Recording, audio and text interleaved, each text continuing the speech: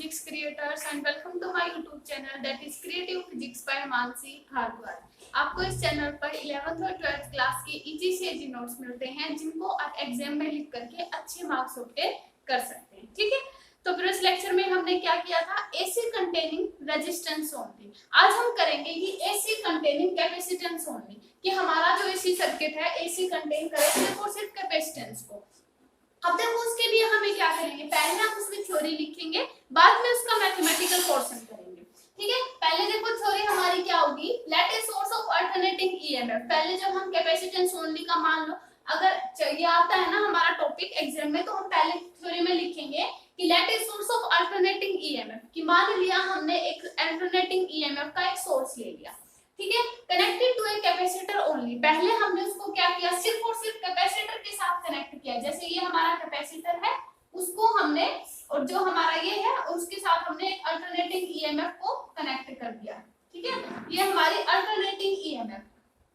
ठीक है, फिर क्या किया था, current flowing in the circuit transfer the charges. अब हमें पता है कि हमारे पास अल्टरनेटिंग ईएमएफ है, तो डेफिनेटली ये इस कैपेसिटर को करंट देगी। अब जो यहाँ से जो हमारा करंट फ्लो होगा, इस करंट फ्लो होने के कारण कैपेसिटर में चार्ज होना शुरू हो जाएगा, प्लेट पे चार्ज आना शुरू हो जाएगा, क्योंकि हमें पता है कि करंट जैसे ही फ्लो करना शुरू करेगा इलेक्ट्रॉन उससे ऑपोजिट होंगे।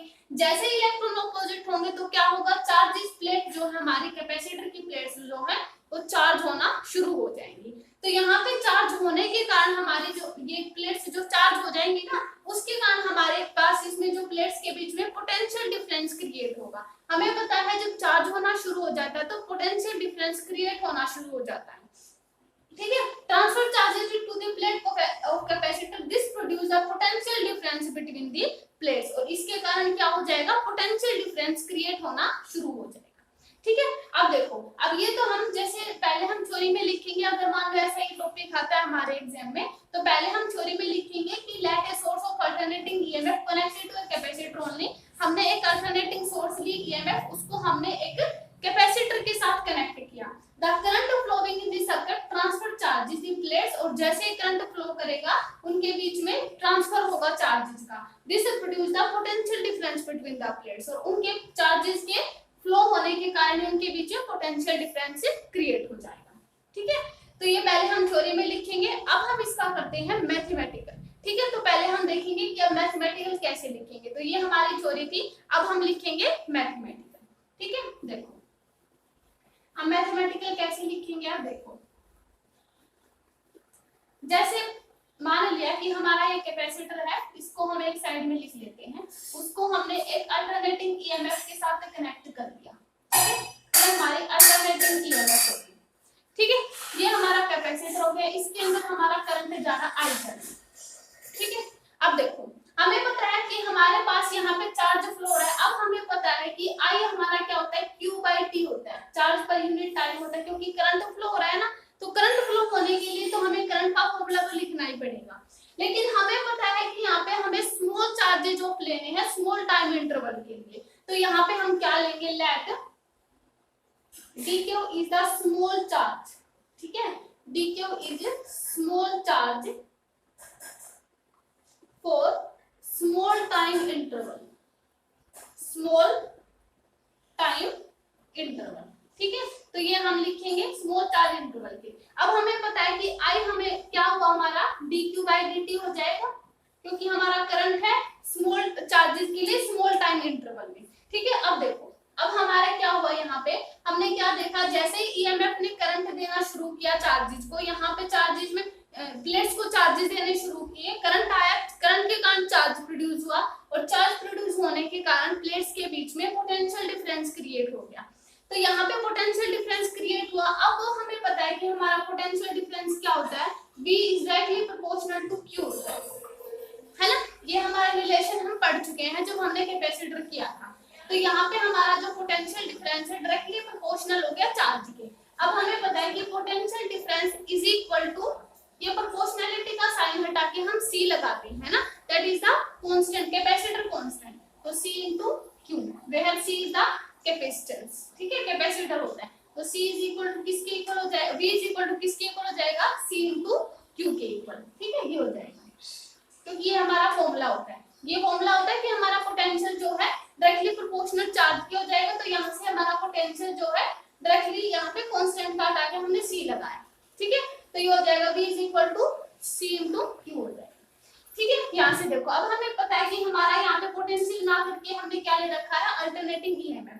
तो यहाँ पे हम E ले लें, ठीक है। तो यहाँ पे हम E ले लेते हैं। तो यहाँ से अगर देखो चार्ज को निकालेंगे तो हम क्या आ जाएगा, Q = E/c, है ना, ये हो जाएगा। अगर मान लो हम E को निकालेंगे, यहाँ से कैपेसिटर को E को निकालेंगे तो यहाँ से क्या आ जाएगा, Q × c हो जाएगा, है ना, Q × c हो जाएगा। यहाँ से चार्ज अगर देखेंगे तो E/c हो जाएगा, अगर E देखेंगे तो Q × c, है ना, ये तो Q × c भी लिख सकते हैं, c × q भी लिख सकते हैं, ठीक है। ये रफ में लिखिए यहाँ से, ठीक है। अब ये हो गया। अब देखो यहाँ से अब हमें पता है कि हमारा जो, क्योंकि हमने क्या ले रखी है, अल्टरनेटिंग ईएमएफ, तो E की जगह पे हमें क्या लिखना होगा, ईएमएफ वाली equation, E = E0 sin ωt, है ना, क्योंकि E की जगह पे हमने ईएमएफ वाली इक्वेशन रखनी है, E = E0 sin ωt। देखो हमारा यहाँ से जो रिलेशन है ना, ये थोड़ा सा मिस्टेक होगी। यहाँ पे Q जो होता है हमारा डायरेक्टली प्रोपोर्शनल टू पोटेंशियल पर डिपेंड करता है ना, क्योंकि हमारा फॉर्मूला क्या होता है कि हमारा जो चार्ज है वो पोटेंशियल पर डिपेंड करता है। तो यहाँ पे क्या आ जाएगा, देखो एक पूरा ही थोड़ा मिस्टेक हो गया। यहाँ पे देखो क्या आ जाएगा, हमारा Q is directly proportional to V होगा। तो यहाँ से Q = जब हम कांस्टेंट टू प्रोपोर्शनलिटी का साइन हटाएंगे तो यहाँ से C × V हो जाएगा, है ना, ऐसा होता है। तो यहाँ से Q = C × V हो जाएगा, और हमारी इक्वेशन ईएमएफ में है तो हम E की जगह E0 sin ωt यूज करेंगे। अब देखो Q की जगह पे हमें क्या लिखना है, C × V, लेकिन V हमारा क्या है, यहाँ पे E है ना, अल्टरनेटिंग ईएमएफ है।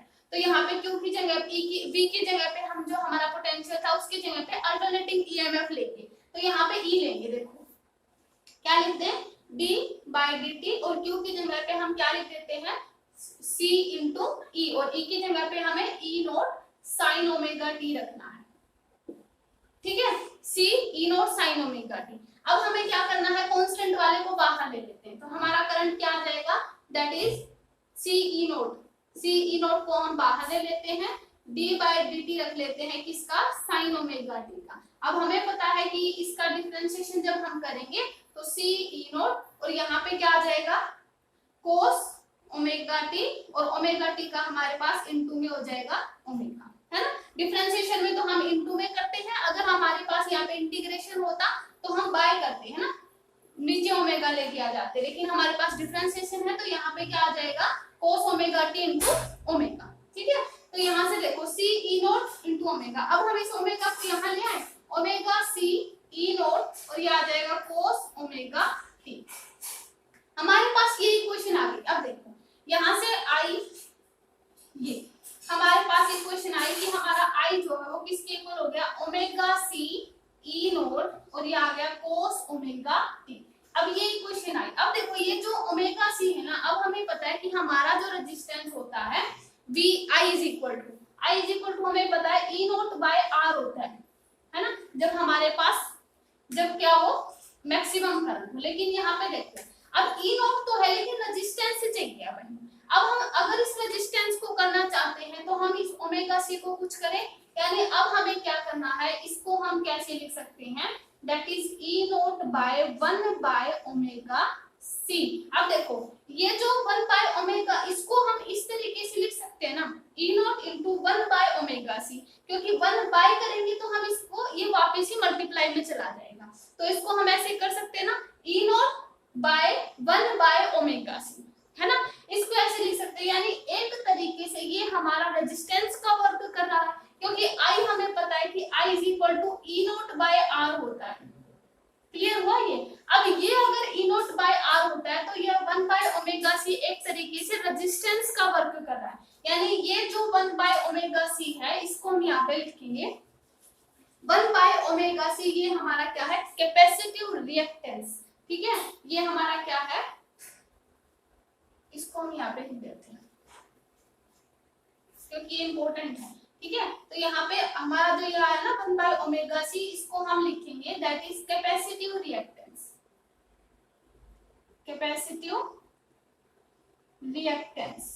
ठीक है, क्योंकि एक तरीके से रेजिस्टेंस का वर्क कर रहा है 1/ओमेगा c। ठीक है, तो यहाँ से आ जाएगा cos ओमेगा t। ठीक है, तो ये हमारे पास फॉर्मूला बनेगा I = E0 1/ओमेगा c। अब 1/ओमेगा c हमारा क्या है, कैपेसिटिव रिएक्टेंस का वर्क कर रहा है। ठीक है, तो ये कितना आ जाएगा I = E0 1/ओमेगा c, क्योंकि इसको हम इस तरीके से लिख सकते हैं। ठीक है, तो यहाँ से E0/ओमेगा c अब हमें पता है कि जब हमारे पास ये होता है तो हमारे पास मैक्सिमम करंट होता है। I0 × E0/R हो तब हमारे पास मैक्सिमम करंट होता है, यानी E0/1/ओमेगा c, और ये एक तरीके से रेजिस्टेंस का वर्क कर रहा है। यानी देखो इसको अब हम रब कर दे, देखो इसको हम याद रखेंगे। देखो यहाँ पे लिख देते हैं कि हमारे पास क्या फॉर्मूला बना था। देखो हमारे पास देखो क्या आया था, E0/1/ओमेगा c, और ये आया था cos ओमेगा t, है ना, इज इक्वल टू किसके इक्वल आया था, ये हमारे पास I इज इक्वल टू, है ना, ये करंट के इक्वल आया था। I इज इक्वल टू E0/1/ओमेगा c cos ओमेगा t। अब देखो यहाँ पे अब हमारे पास ये तो हो गया मैक्सिमम, क्योंकि E0/1/ओमेगा c, और ये एक तरीके से ये हमारा रेजिस्टेंस है, तो E0 अगर R हम करेंगे तो हमारे पास I0 बनेगा ना, तो ये हमारे पास क्या बन जाएगा, I0 cos ओमेगा t। ठीक है, ये हो गया I is equal to I0 cos omega t। और अब हमारे पास उसमें क्या था कि हमारे पास अल्टरनेटिंग इक्वेशन वाली ये थी ना equation, I is equal to E0 sin omega t, है ना। मान ले इसको हम इक्वेशन फर्स्ट नाम दे देते हैं, क्योंकि ये हमने पहले कंसीडर की थी, और ये जो हमारी है इक्वेशन सेकंड नाम दे देते हैं। अब देखो E is equal to E0 sin omega t है, लेकिन इक्वेशन सेकंड में हमारे पास क्या है, I is equal to I0 cos omega t। यहाँ से फिर से कि हमारे पास ये वाले सेम नहीं है, अब हमें ये सेम करने पड़ेंगे। अब इसको हम सेम करें, अब हमें पता है कि हम अगर ट्रिग्नोमेट्री का यूज करें कि I is equal to I0 की cos ओमेगा t को हम कैसे लिख सकते हैं, that is sin omega t plus π/2। यानी जब हम सेकंड क्वाड्रेंट में ले जाएं तो हमारा साइन जो है वो cos में, cos जो है वो साइन में चेंज हो सकता है जब हम सेकंड क्वाड्रेंट उसमें मतलब थर्ड क्वाड्रेंट में अगर हम जाएंगे, क्योंकि एक तरीके से π/2 बनेगा ना, ये 90 डिग्री अगर हम इसमें ऐड कर देंगे तो यानी इसको हम ऐसे भी लिख सकते हैं I0 sin omega t plus 180 degree, ऐसा भी कर सकते हैं। ठीक है, यानी अब हमारे पास देखो करंट यहाँ पे क्या आया, 180 डिग्री फेज, यानी π/2 के फेज एंगल से। एक बार तो अगर हम अल्टरनेटिंग ईएमएफ देखेंगे तो E is equal to E0 sin omega t है, लेकिन अगर करंट को देखेंगे तो I is equal to I0, देखो साइन भी सेम हो गया ये, लेकिन कहाँ पे डिफरेंस आया, इनके फेज में। देखो ये क्या कर गया, लीड कर गया, यानी from equation first and two, from first and two. अब देखो लीड भी कौन से में किया है, किसने किया है, करंट ने लीड किया है। Then from equation first and two current leads, current leads क्योंकि आगे चला गया है ना, लीड्स होता है मतलब आगे जाना, तो लीड्स हो गया current leads π/2 phase difference, phase difference from EMF, from E बोल सकते हैं। तो क्या हुआ, इक्वेशन फर्स्ट एंड सेकंड से हमने क्या कंक्लूजन निकाला कि हमारा जो करंट है वो π/2 के फेज डिफरेंस से अल्टरनेटिंग ईएमएफ से लीड कर गया, क्योंकि यहाँ से देखो हमने कोस, यहाँ पे साइन था, यहाँ पे कोस आया था, ये वाली इक्वेशन, लेकिन हमें क्या करना है, सेम बनाना था। तो सेम बनाना था ओमेगा टी, इसमें हमने क्या किया, क्योंकि हमने ट्रिग्नोमेट्री का यूज किया है, तो ट्रिग्नोमेट्री का यूज तो हमें पता है, ओमेगा टी अगर π/2 कर दे तो कोस को हम साइन में चेंज कर सकते हैं। ठीक है, तो हमने साइन में चेंज किया π/2 रख करके, यानी इसको हम 90 डिग्री, हाँ 90 डिग्री होगा ना, सॉरी यहाँ पे मिस्टेक हो गई, π/2 है ना, π/2 का मतलब 90 डिग्री, तो ठीक है, तो ये 90 डिग्री हो जाएगा। ठीक है, तो इसका मतलब क्या हुआ कि हमारा जो करंट है वो ईएमएफ से क्या कर गया, 90 डिग्री मतलब π/2 के फेज एंगल से लीड कर गया।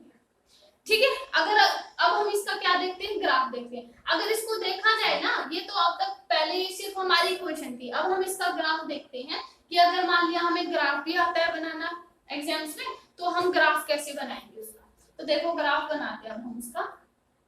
देखो इसको रखते हैं यहाँ पे, इसको देखो यहाँ पे हम इसका ग्राफ बनाएंगे। देखो इसका ग्राफ कैसे बनेगा, मान लिया कि हमारे पास ये हमें पता है हमारी अल्टरनेटिंग इक्वेशन है t/2 और ये हमारा फुल टाइम पीरियड है। ठीक है, अब हमें बताइए हमारी क्या है, E=E0 sin ओमेगा t। लेकिन अब हमें क्या चाहिए, करंट का और अल्टरनेटिंग ईएमएफ का हमें क्या देखना है, दोनों का देखना है। ठीक है, अगर ये हमारी अल्टरनेटिंग ईएमएफ है तो अब हमें करंट का चाहिए। देखो हमने यहाँ से क्या कंक्लूजन निकाला है क्वेश्चन फर्स्ट एंड 2 से कि हमारा करंट जो है वो लीड कर रहा है ईएमएफ से। कितने एंगल में, π/2 के फेज डिफरेंस से। तो π/2 का फेज डिफरेंस अगर कर रहा है तो हमारा जो करंट है वो कहाँ से शुरू होगा, वो कुछ इस तरीके से हमारा शुरू हो जाएगा, क्योंकि हमें पता है कि हमारा जो करंट है वो π/2 के फेज डिफरेंस से लीड कर रहा है। ठीक है, इस तरीके से तो हमारा जो ग्राफ बनेगा वो कुछ इस तरीके से बन जाएगा, डॉटेड डॉटेड बनाएंगे क्योंकि आगे से लीड कर रहा है, तो ये हमारी करंट की इक्वेशन हो जाएगी। तो I = किसके इक्वल हो जाएगा, I0 sin ओमेगा t और प्लस में कितना आ जाएगा, π/2। तो ये हमारा ग्राफ हो जाएगा कि ओमेगा t और 90 डिग्री। ठीक है, तो इस तरीके से ये हमारा ग्राफ हो जाएगा, क्योंकि इसमें ओमेगा t प्लस π/2 रखेंगे अब इसमें, क्योंकि E0 लेकिन हमारा करंट क्या कर रहा है, लीड कर रहा है ना π/2 के फेज डिफरेंस से। अब ये हो गया हमारा पूरा फेजर डायग्राम भी हो गया। अब देखो इसमें एक और इम्पोर्टेंट पॉइंट आता है कि हमें पता है कि इसमें जो 1/ωc, देखो ये हमारा इम्पोर्टेंट पॉइंट है कि हमें पता है कि जो हमारा 1/ωc होता है ना, ये हमारा XC होता है, जिसको हम कैपेसिटिव रिएक्टेंस बोलते हैं, जो अभी भी बताया। अब जो अब जो ये ओमेगा है, अब हमें पता है क्या होता है, ओमेगा 2πν/c होता है ना, 2π और फ्रीक्वेंसी 2π/f होता है, और f हमें पता है 1/t मतलब फ्रीक्वेंसी होती है। तो ये हो गया XC होगा। ठीक है, अब ये देखो, अब यहाँ से एक चीज और आती है कि हमें पता है कि हमारी एसी के अंदर, ये जो हमारी एसी है इस तरीके से, इसके अंदर फ्रीक्वेंसी तो होती है। फ्रीक्वेंसी हमारी क्या होती है, number of cycle per unit time, मतलब एक सेकंड में उसने कितने साइकिल कंप्लीट किए। एसी में तो हमारे पास फ्रीक्वेंसी होगी, लेकिन क्या होगा कि डीसी में हमने देखा है कि कभी भी हमारी साइकिल्स मतलब क्या होती है, हमारा करंट कांस्टेंट होता है, जो हमारा डीसी होता है। डीसी करंट में जो होता है वो हमारा कांस्टेंट करंट होता है, यानी उसके अंदर जो फ्रीक्वेंसी होती है वो 0 होती है। अगर फ्रीक्वेंसी 0 होगी, मतलब फ्रीक्वेंसी 0 होने का मतलब क्या है कि उसके अंदर नंबर ऑफ साइकिल्स जो है एक सेकंड में कितना नंबर ऑफ साइकिल्स होंगे, वो तो होंगे ही। यानी फ्रीक्वेंसी अगर 0 हो गई तो यहाँ से एक चीज आती है कि अगर फ्रीक्वेंसी हमारी 0 है तो 2π, फ्रीक्वेंसी को अगर 0 रखेंगे तो पूरा ही ये 0 हो जाएगा। यानी हमारे पास देखो कैपेसिटिव रिएक्टेंस 1 समथिंग अपॉन 0 क्या होता है, दैट इज इनफाइनाइट।